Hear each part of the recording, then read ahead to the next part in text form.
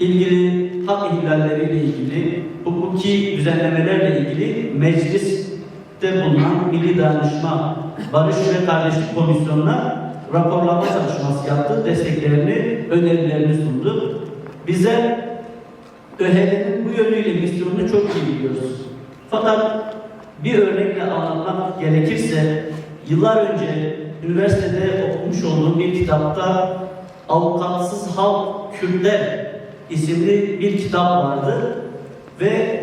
Kürtlerin yıllardır Orta Doğu coğrafyasında yaşamış olduğu mağduriyetleri bir metafor olarak avukat üzerinden anlatmıştı o kitap. Orta Doğu öyle bir coğrafya ki içerisinde bulunduğumuz coğrafya içerisinde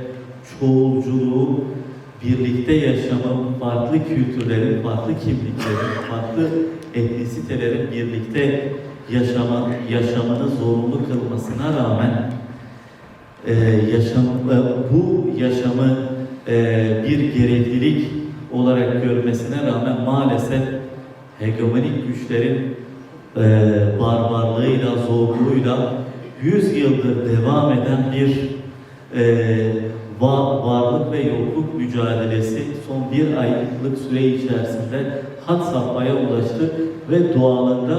Kürtleri kendi içerisinde bir savunma refleksiyle karşı karşıya bıraksa da Kürtler yine bu coğrafyada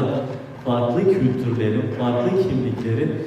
bir arada yaşama arzusunu sonuna kadar devam ettireceğine dair bir siyasal ve toplumsal irade ortaya koymuş.